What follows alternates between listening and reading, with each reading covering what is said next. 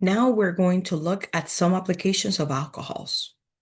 Small alcohols like methanol and ethanol has been used as fuels in race cars. Alcohols can be produced by organisms, specifically sugars, which we will study in detail in chapter 11, including glucose or other long chain glucose molecules like starch and cellulose can be utilized in organisms to produce alcohol. For example, a glucose molecule, specifically in yeast, can produce a molecule of ethanol, but along with that, it can also make carbon dioxide. Alcohols like phenols have been used in mouthwashes. So in mouthwash, we can observe that 4-hexyl resorcinol is a molecule that can be found.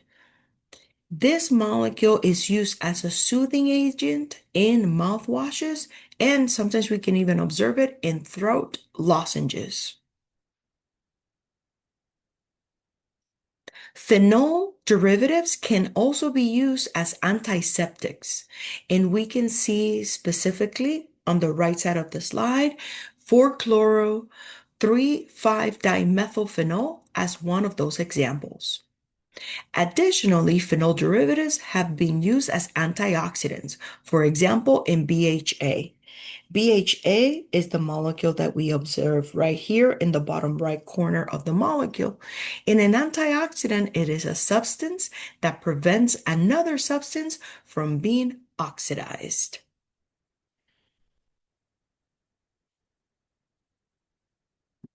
Now we're going to proceed to look into ethers. We learned in chapter 8 that when it comes to an ether compound, this functional group is when we have an oxygen atom connected on either side to carbon chains. Ethers can also be found in ring systems. And specifically, if we have a 5-atom ether, meaning we have 1, 2, 3, 4 carbon atoms connected to an oxygen in a 5 overall atom system that is known as a furan. We also can have an ether in a 6-atom system where this is atom 1, 2, 3, 4, 5, 6. And in this molecule, we see 5 carbon atoms, and the 6th atom is going to be an oxygen. Because it's a 6-atom system, this is known as a furan.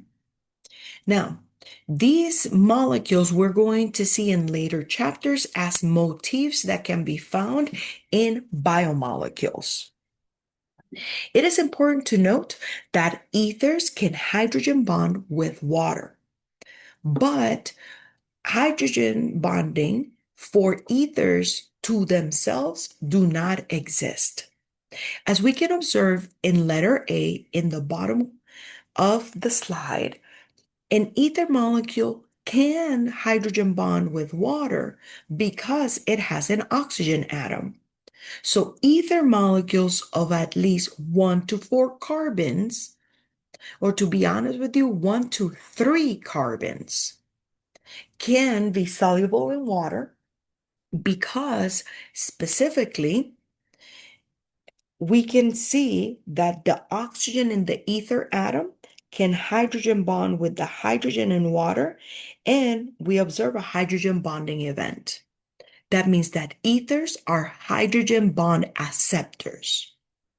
Now, if I have 2 ether molecules, so for example, in the 2 ethers that I have here, hydrogen bonding events cannot be observed because the hydrogen atoms in ethers are directly connected to carbons.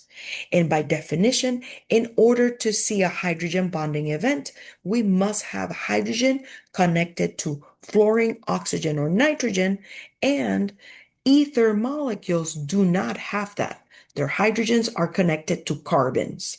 So that's why no hydrogen bonding events are going to be observed between ether molecules. In the example of this ether, what we actually observe, or the attractive force that is observed, is a dipole interaction. Let's now learn how to name ethers.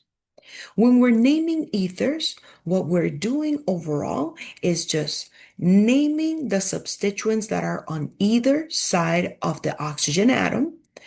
And in the case that they're different, we are going to put them in alphabetical order. This type of nomenclature is just the common name for ethers. Let's look at the examples that we have on the right side of the slide. We can observe in the first example that in this molecule we have an ether, an ethyl group, and a methyl group in the molecule. So when we write the name, since the two substituents are different, we're going to write it as ethyl, methyl, ether. In the next example, the one below, the alkyl groups on either side of the oxygen are the same. They're methyl groups. So to symbolize that there's two of them, we put di and then methyl because both of them are methyl. And then the last word is always ether. In the next example, we see an isopropyl group. And if the oxygen is directly bonded to benzene, that is known as a phenyl group or phenyl group. So the name of this ether, because we have to put it in alphabetical order, is isopropyl because the I in iso gets alphabetized. The next word is phenyl, and then the last word is ether. So when it comes to ethers, remember that there's spaces in between all of the words. And then lastly, we see a similar example of two alkyl groups that are the same, ethyl and ethyl. So that's why this ether is diethyl ether.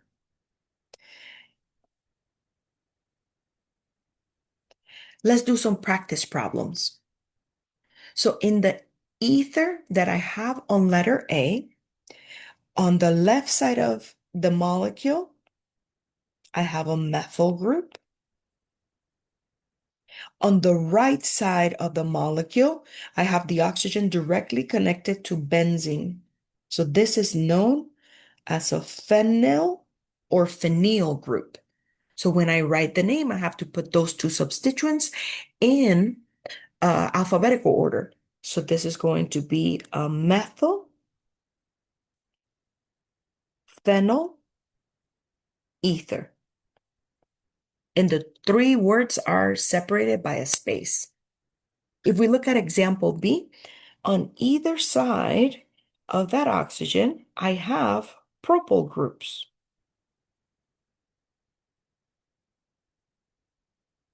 So since I have two of the same, that is dipropyl, and the last word is ether.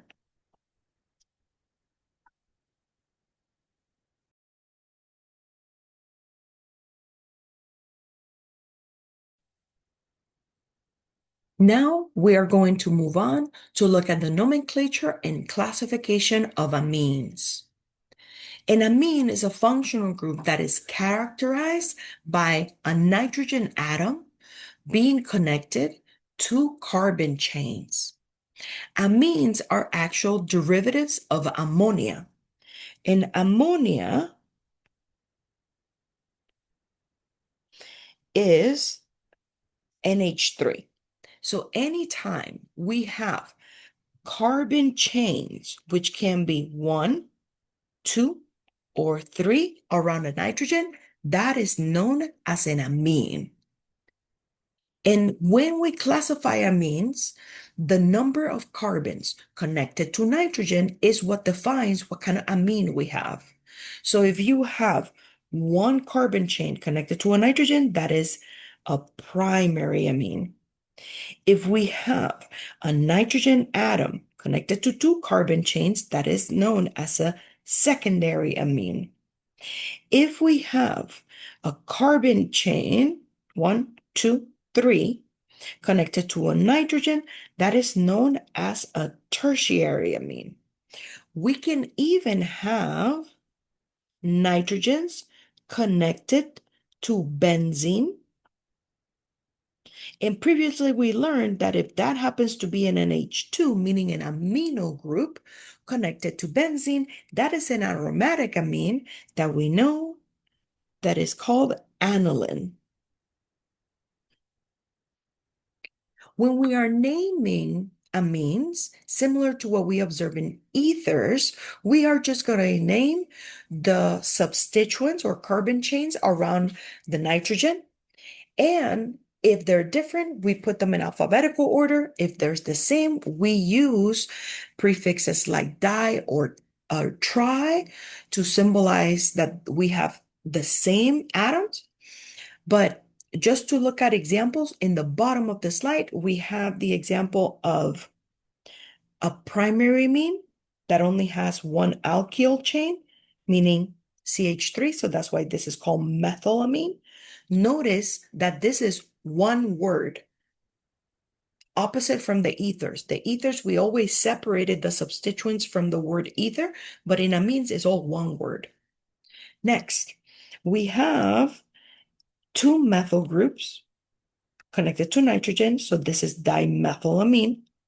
And in the next one, which is also a secondary amine, just like dimethylamine, we see an ethyl and an methyl. So we have to put them in alphabetical order. So the name of this amine is ethyl methylamine.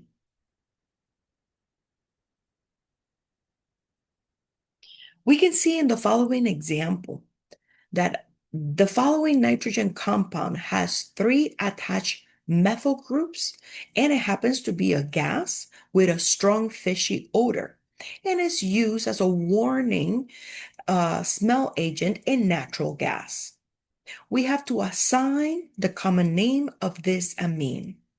Since the nitrogen atom is connected to 1, 2, 3, this is a tertiary amine. And since all the groups surrounding the nitrogen are methyls, this is known as trimethylamine. And remember that it is one word.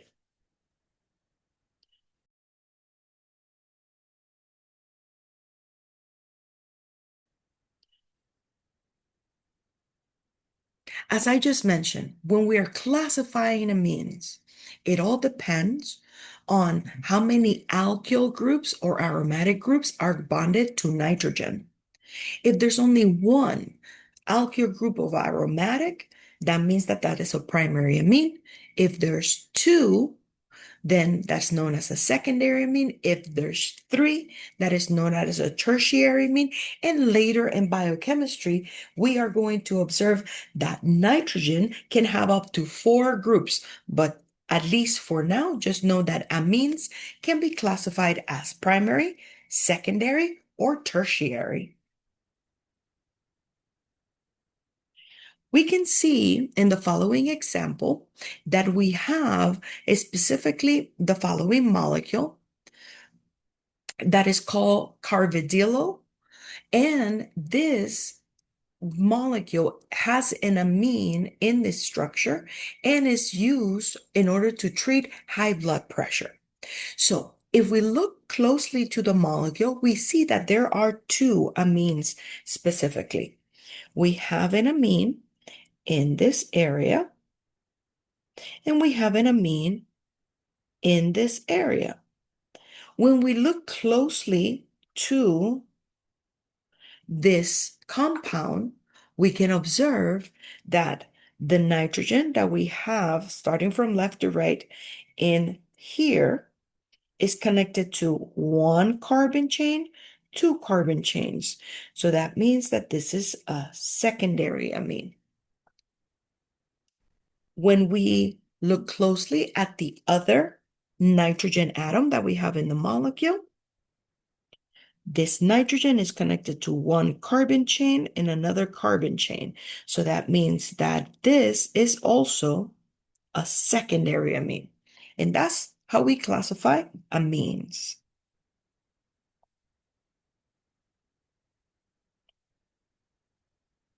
Let's now look at the properties of amines. Like alcohols, primary and secondary amines form hydrogen bonds among themselves. Because remember that in amines, we have specifically a hydrogen connected to nitrogen, which is one of the main rules when hydrogen bonding exists in molecules. Because nitrogen is less electronegative than oxygen, the hydrogen bonds formed by amines are weaker than those formed by alcohols. If we have amines with fewer than 6 carbons, meaning 5 carbons or less, they're generally soluble in water. And as a result, they will be able to hydrogen bond specifically between the nitrogen in the amine and the hydrogen in the water. Additionally, water molecules, specifically the oxygen in the water, can also hydrogen bond with the hydrogen in the amine. So let's look at the examples that we have in figure 9.33 to look at the hydrogen bonding events that exist in amines. In the case of a primary amine, when we look closely at its interaction with water, a primary amine can be a hydrogen bond donor because the oxygen in the water it will interact with the hydrogen in the amine. But primary amines can also be hydrogen bond acceptors because the nitrogen in the amine will be able to interact with the hydrogen in the water. In the case of secondary amines, we have the same situation. Secondary amines can be hydrogen bond donors, but also hydrogen bond acceptors with water. When we look specifically at tertiary amines, they can only be hydrogen bond acceptors because the different alkyl chains or aromatic chains that could exist in a tertiary amine, those hydrogen atoms will be connected to carbon. So tertiary amines can only be hydrogen bond acceptors because the nitrogen in the amine can interact with the hydrogen in a water molecule.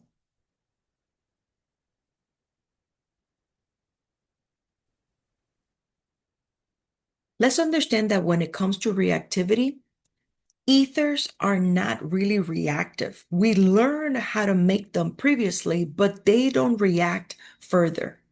In chemistry, we usually use them as solvents, or we use them in separation techniques. We rarely use them, if ever, in reactions. The functional groups that do react are going to be amines. And we are first going to look at the acid-base chemistry of amines. Amines, because they are derivatives of ammonia, typically behave as weak bases, and they are the most common organic bases.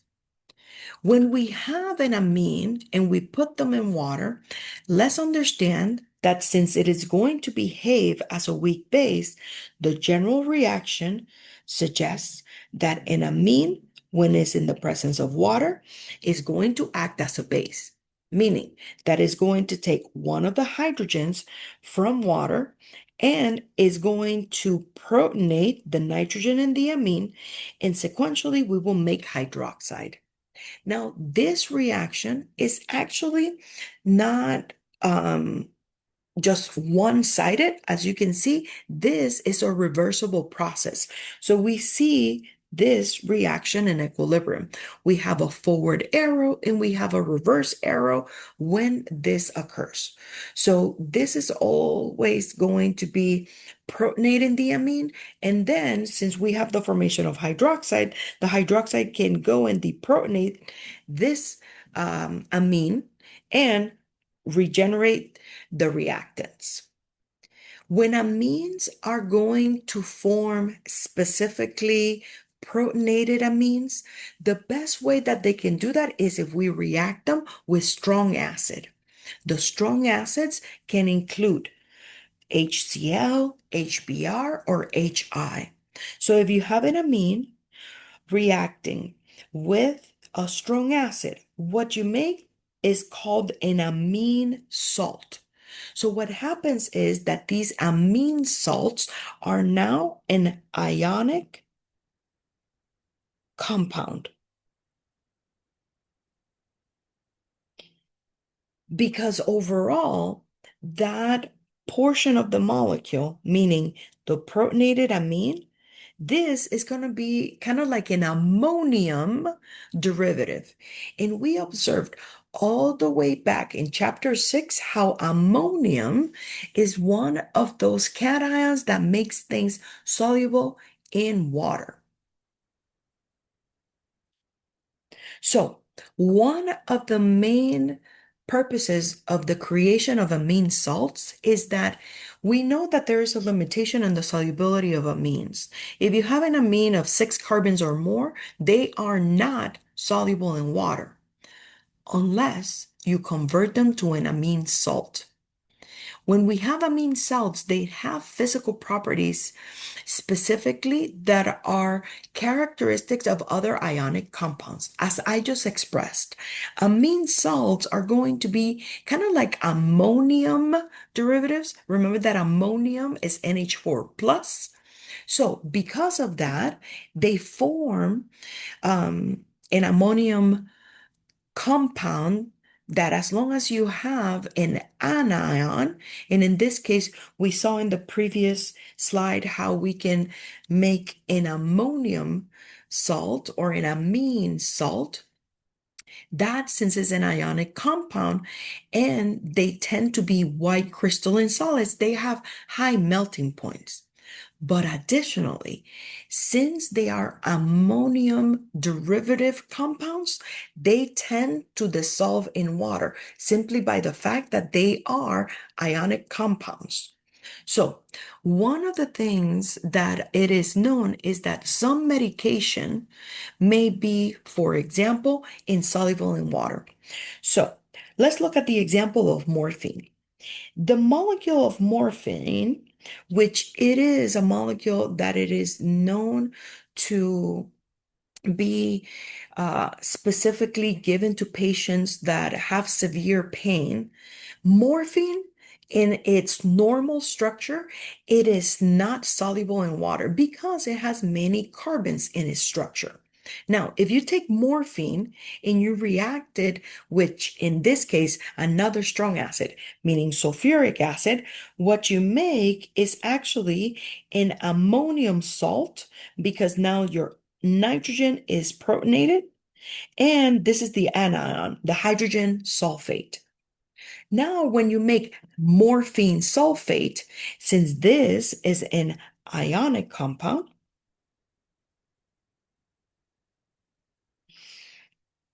then this is actually water soluble.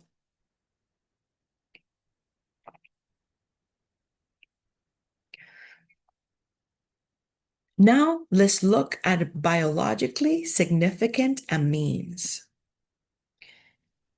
In biological systems, specifically in our bodies, we have molecules that are known as neurotransmitters. And neurotransmitters are substances that can act as a chemical bridge in nerve impulses, specifically in nerve cells. So when we look at figure 9.34, we see how the signaling happens at a nerve synapse. What I'm trying to illustrate here is that specifically a neurotransmitter, and to give you an example of a neurotransmitter, here we have the structure of dopamine, which dopamine is specifically a neurotransmitter that is involved in motivating an individual to behave in a way that results in a reward. It is a molecule that has an amine, specifically a primary amine. Since the neuron consists of many different parts, there is a gap in between two neurons that is called the critical junction. And understand that at the synapse, which is going to be located right here between specifically neighboring neurons, we see that that gap in between the two neurons, at times we see the release of these neurotransmitters, and that's what's going to allow these cells to communicate.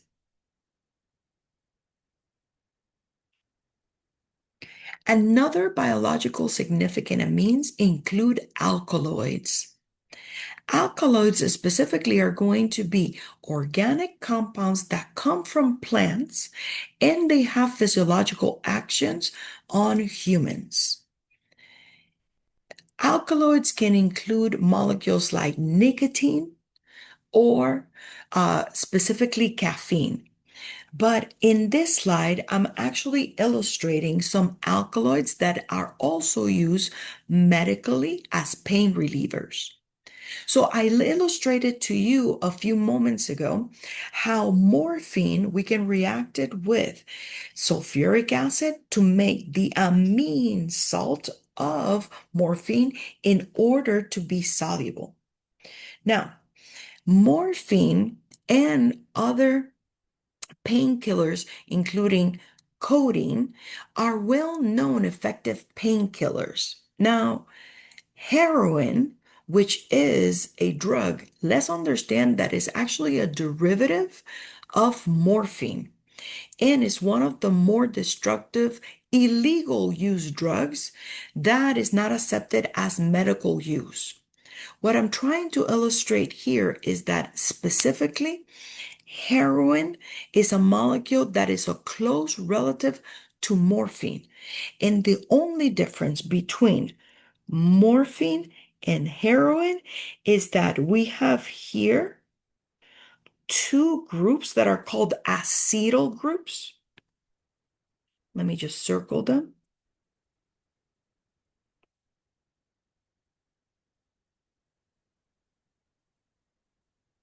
And those acetyl groups, when they're placed here, that's how morphine can quickly be converted into heroin. Now, we can see in figure 4.42 that specifically heroin was originally marketed as a non-addictive cough suppressant, but overall they observed that once people started using it, then it created addiction.